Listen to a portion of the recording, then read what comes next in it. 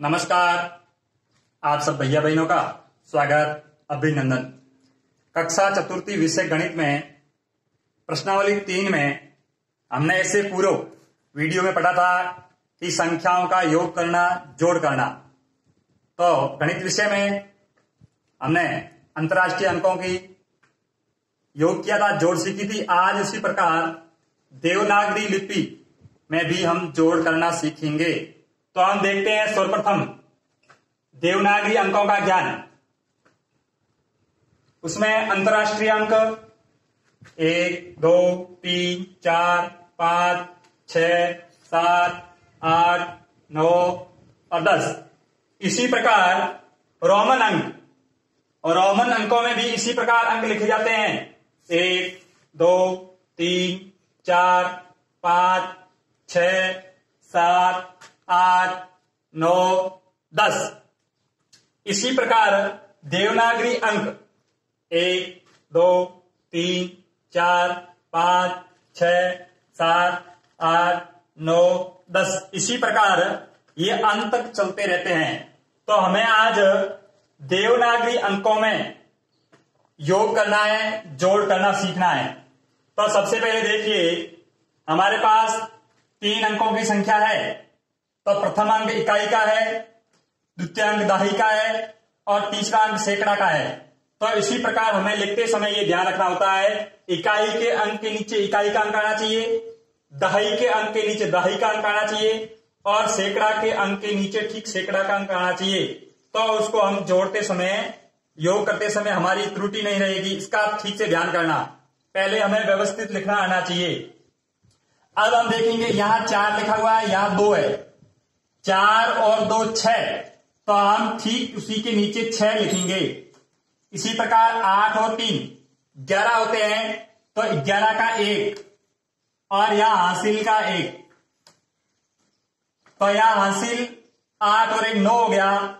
9 और 7 को जोड़ेंगे तो 16 हो जाएंगे। तो 16 का 6 और हासिल का 1। इस प्रकार से हमें ये जोड़ 832 प्लस 784 का योग आ गया 1616। इसी प्रकार प्रश्न क्रमांक 2 में यहां 6 और 4 10, 10 का 0 और यहां हासिल 1 लगाना। इसी प्रकार यहां 6 है, यहां 5 है। 6 और 5 11 हो गए, 1 हासिल का 12, तो 12 का 2 आ जाएगा यहां और यहां हासिल का 1। 4 और 4 8 हो गए, 8 और 1 हासिल का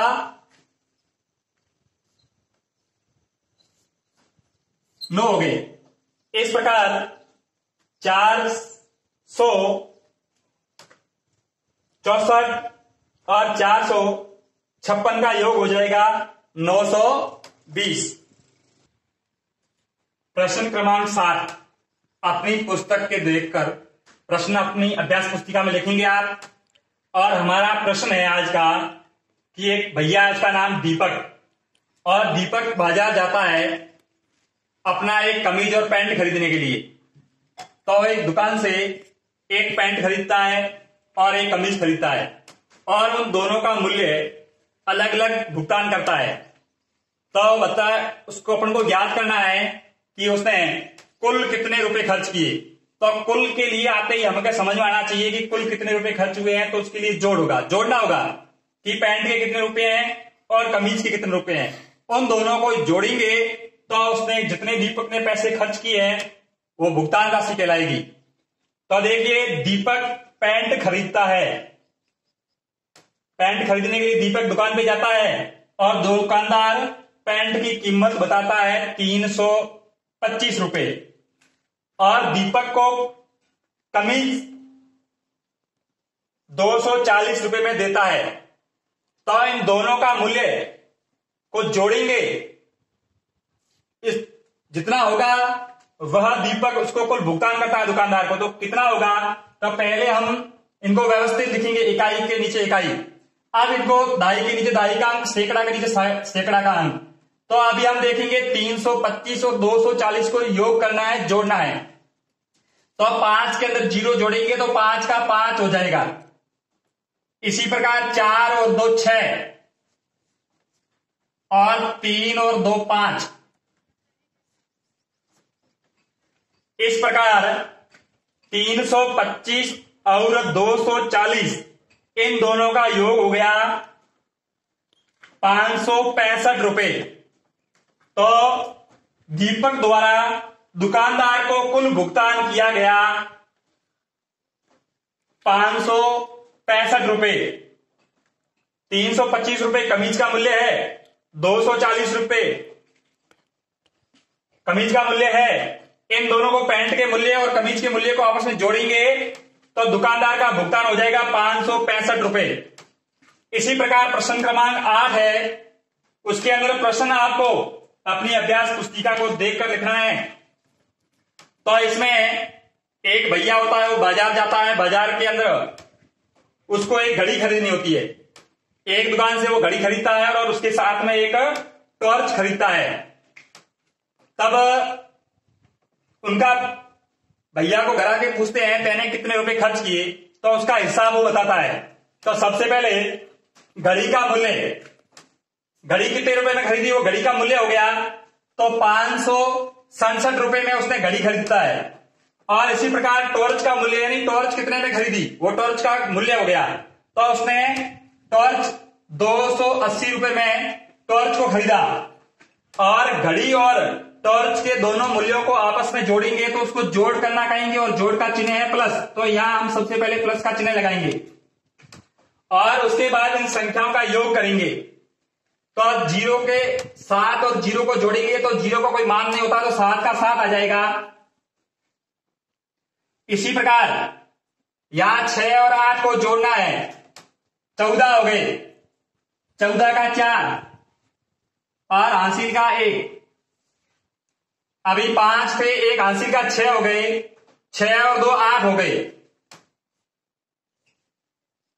तो इस प्रकार कुल खर्च 857 रुपए यानी 567 रुपए घड़ी का मूल्य है और 280 रुपए टॉर्च का मूल्य है। प्रश्न क्रमांक 9 में हिंदी की संख्याओं का योग जोड़ कीजिए। देवनागरी अंकों को हम हिंदी अंक भी बोलते हैं, तो हमें हिंदी अंकों का योग करना है। तो सबसे पहले इनको लिखने का तरीका, इकाई के नीचे इकाई का अंक, दहाई के नीचे दहाई का अंक और सैकड़ा के नीचे सैकड़ा का अंक, इस प्रकार से पहले इसको व्यवस्थित लिखा जाता है और उसके बाद में उनको जोड़ना। और जब योग 10 से अधिक होता है तो उसका हासिल अगले वाली संख्या के ऊपर लिखा जाता है। कुछ हमें ध्यान रखना है, जोड़ करते कुछ जोड़ का चिन्ह है तो लगा हुआ होना चाहिए, व्यवस्थित लिखी हुई है। उसके बाद में हमें कार्य प्रारंभ करना होता है। तो अब देखते हैं हम प्रश्न क्रमांक 1 में, यहां इकाई का अंक 5 है और यहां 2 है, तो 5 और 2 को जोड़ेंगे, मिलाएंगे तो 5 और 2 7 हो गए, तो यहां 7 लिखेंगे। इसी प्रकार यहां 2 है, यहां 4 है, तो 4 और 2 को जोड़ेंगे, प्लस करेंगे या योग करेंगे तो हो जाएगा 6।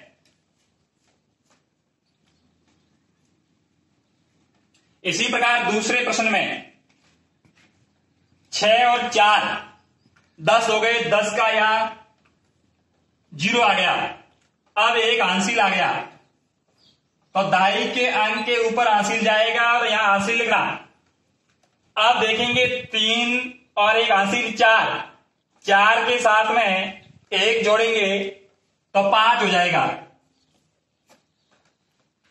इसी प्रकार तीसरे प्रश्न में इकाई का अंक 8 है और इकाई का अंक 3 है, 8 और 3 को जोड़ेंगे तो 11 हो जाएंगे, तो यह 11 का 1 और हासिल का 1।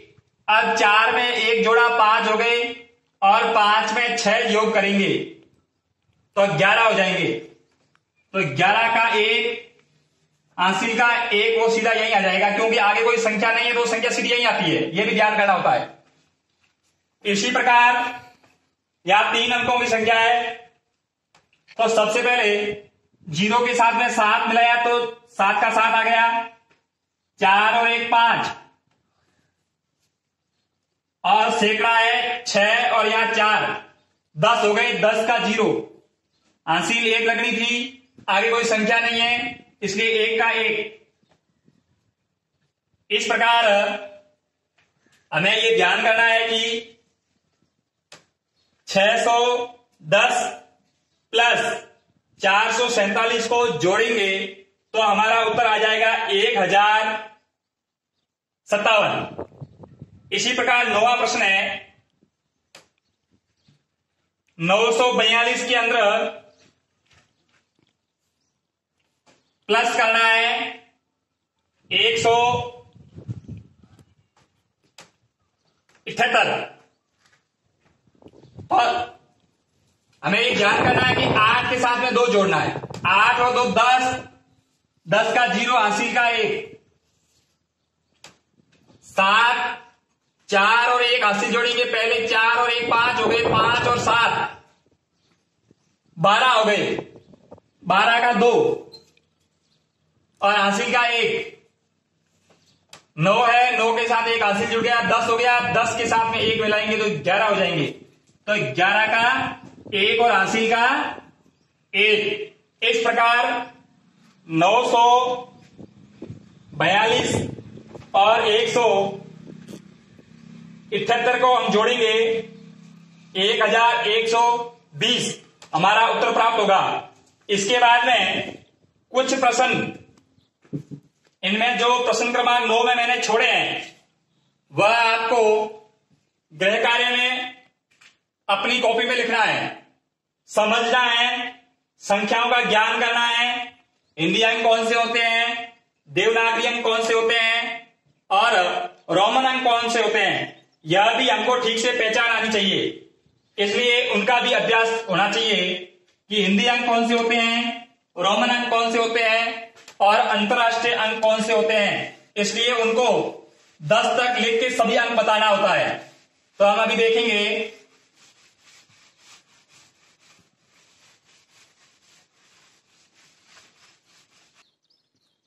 तो यहां पे अंतरराष्ट्रीय अंकों को हिंदी व रोमन में लिखना है। तो यहां पर श्यामपट्ट पे कुछ संख्या लिखी हुई है, 2, 4, 6, 8 और 10। इनको हमें पहले हिंदी में लिखना है और उसके बाद रोमन में लिखना है। ऐसा अभ्यास करेंगे तो हमें समझ में आएगा। तो सबसे पहले हिंदी में लिखेंगे 2 को किस प्रकार लिखा जाएगा, 2, 4, 6, 8, 10। अंतरराष्ट्रीय अंकों को इस प्रकार से हिंदी में लिखा गया। अभी इन हिंदी अंकों को या अंतरराष्ट्रीय अंकों को रोमन अंकों में लिखना है। तो सबसे पहले 2, 4,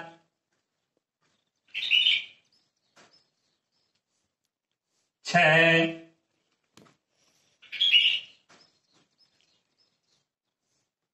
8, 10। तो अभी हमें देखना है रोमन में 2 किस प्रकार लिखा जाएगा। तो 1 और 1 यानी 2 बार लिखा, और वैसे रोमन में ये 5 लिखा जाता है और ये रोमन में 1 लिखा जाता है। अब 2 लिखना है तो 1 को 2 बार मिलाएंगे, 1 और 1 2 बन गए। इसी प्रकार रोमन में 5 लिखे जाते हैं। तो 5 में से 1 5 के बाद लिखा है, इसका मतलब 5 में से 1 कम यानी 4। इसी प्रकार ये 6 है तो रोमन में 5 यहां लिखे गए, 5 के साथ में 5 के बाद में 1 मिलाया तो 6 बन गए। इसी प्रकार 5 के साथ में 2 मिलाए 3 मिलाएंगे तो 8 बन जाएगा, और इसी प्रकार 10। तो ऐसे हम बड़ी से बड़ी संख्याएं अपने कॉपी में लिखें और अभ्यास करें, तो जिससे हमें अंतरराष्ट्रीय अंकों की, हिंदी अंकों की और रोमन अंकों की ठीक प्रकार से पहचान हो। ऐसा हम सभी भैया घर पे अपनी कॉपी में लिखें, अभ्यास करें, मेहनत करें, तो हमें अच्छा परिणाम मिलेगा। इसी आशाओं के साथ जय हिंद, जय भारत। फिर मिलेंगे अगले वीडियो।